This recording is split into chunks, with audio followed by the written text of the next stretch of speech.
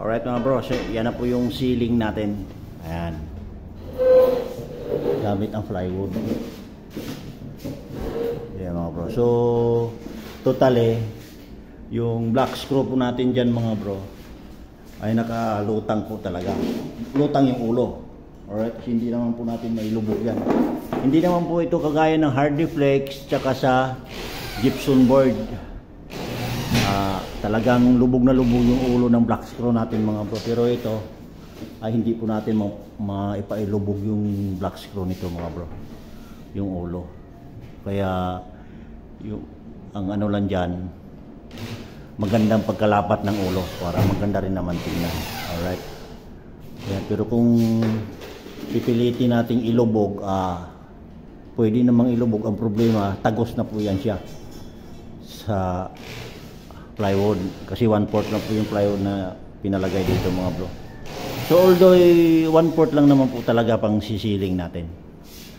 Alright, so yan yung magiging accomplishment natin mga bro. Yan yung final nya. Ito na yung sinasabi ko kahapon. Ito ay switch dito yan, switch sa labas po ito. Alright mga bro, so yan. Ayan mga bro. So ito yung switch sa kwarto. So nandito to siya sa taas nito. Ayan mga bro. Alright mga bro, so samahan nyo kami sa ceiling works namin mga bro. Let's go! Alright mga bro, so ito na po yung setup ng ating ceiling installation mga bro. Ayan, makapansin nyo mga bro. Ayan siya. Medyo mababa lang talaga siya. Alright mga bro, so kailangan kasi namin kubiran yung ilalim ng bottom ng beam ito mga bro, kaya mababa kasi konti. So okay lang naman daw sabi nung may-ari kasi desisyon din naman po nila ito.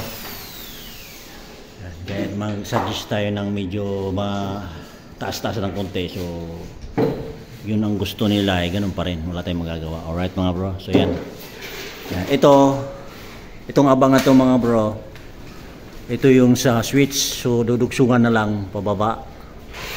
Alright mga bro, ayan, pwede namang lakihan ng konti yan tapos ilulusot yung flexible, pwede naman siya. So abang lang po yan kasi wala pa po silang budget para sa kwarto nila dito mga bro. Alright mga bro, so ito yung switch sa labas.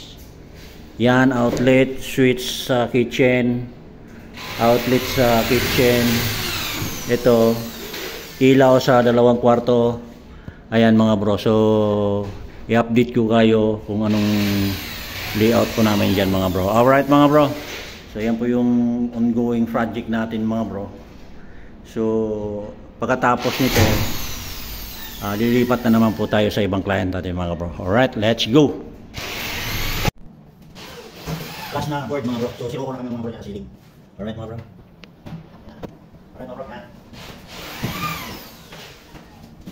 Force ko na kami mga bro.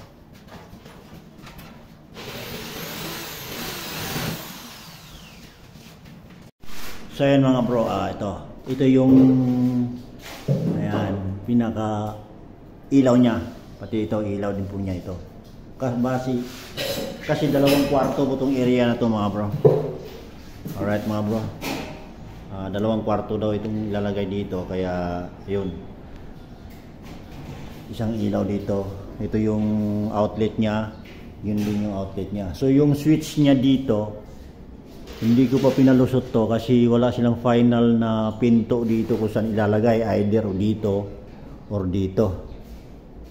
Alright mga bro, kaya nasa taas siya. Ngayon kung magkaroon siya ng room dito, possible aakyatin sa taas, ilulusot. So meron namang mga pakas sa taas kasi may biga naman yung taas mga bro.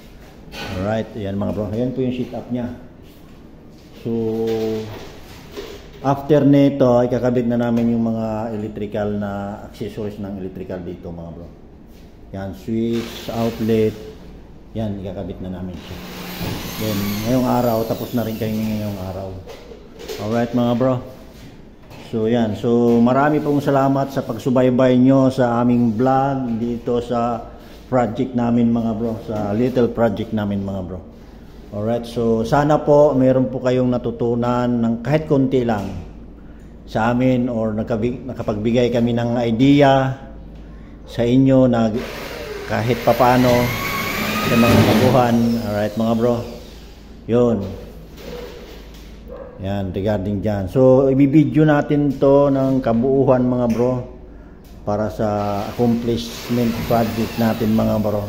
Alright mga bro, so hinihintay ko lang na makumpleto ito, then linis kami, bibidyohan natin ng panibago mga bro. Alright mga bro, let's go.